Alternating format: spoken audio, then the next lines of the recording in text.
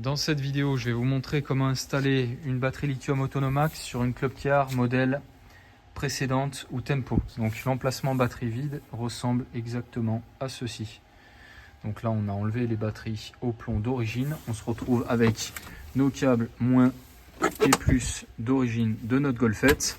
La première étape, ça va être de venir mettre en place la batterie côté passager avec les terminaux qui sortent vers le milieu. Ce que je vous conseille, c'est de bien nettoyer l'emplacement batterie. Voilà. Donc je pose la batterie. La batterie maintenant est posée, donc elle vient bien dans cet emplacement-là. Ce qu'il faut faire, c'est la décaler le maximum vers l'arrière. Donc je viens la décaler vers l'arrière, toujours droite, et voilà, elle vient en butée en fait à ce niveau-là. Maintenant, je vais juste la mettre droite, et en fait, elle vient en butée ici contre le plastique. Je vous remontre, hein. Donc la batterie, elle pourrait être décalée comme ça ou comme ça. C'est quelques centimètres, mais ces quelques centimètres sont importants parce que les points d'ancrage sont prévus pour venir sur le châssis d'origine. Donc là, je suis décalé vers l'arrière. La batterie est centrée. J'ai la place ici pour le bouton de relance, donc qui sert juste de sécurité. Donc là, dans le kit, vous avez deux forets. Un foret 2,6 pour percer côté châssis en aluminium, donc côté avant du véhicule, les deux perçages qui sont opérés. Un foret de 3,5 qui est pour percer de l'autre côté, donc côté arrière, au niveau de l'emplacement où on a une seule vis. J'ai réussi à percer le premier, le deuxième ne passe pas avec la perceuse, donc je vais venir simplement repérer le perçage avec un marqueur, enlever la batterie, percer correctement, puis on viendra la replacer définitivement par la suite.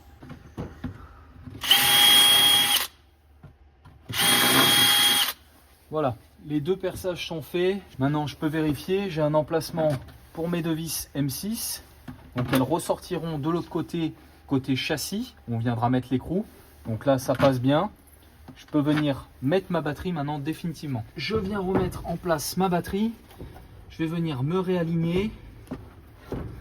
Là, j'ai le premier trou de ce côté. Je viens mettre ma vis Torx avec le T30. Voilà.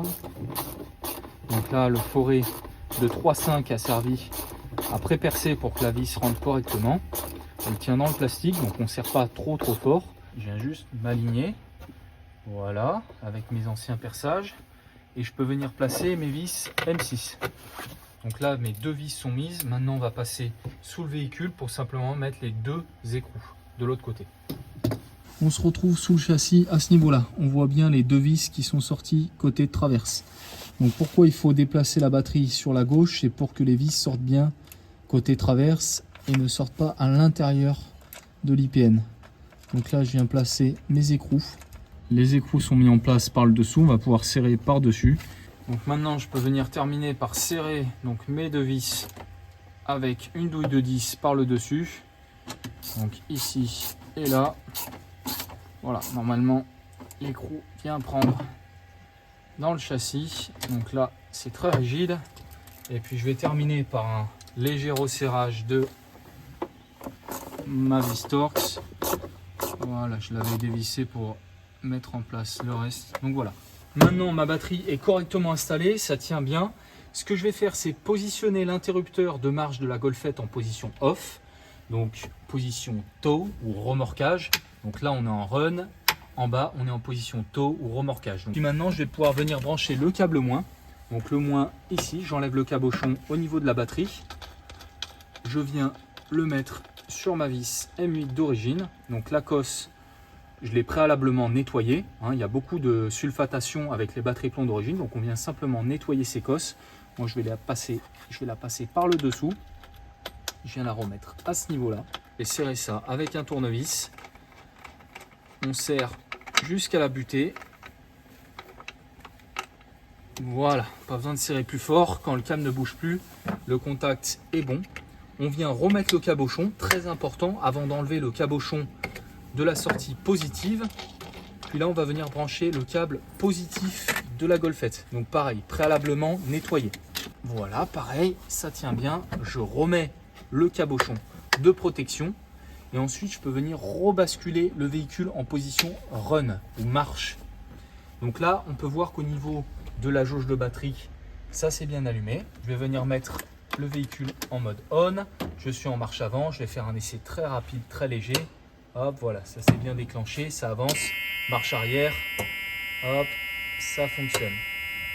Voilà, donc pas de souci, je peux venir couper.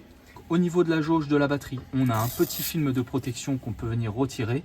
En appuyant sur le bouton, une fois, on va voir les informations de la batterie. Là, on peut voir qu'on est à 50%. On a la tension, la température.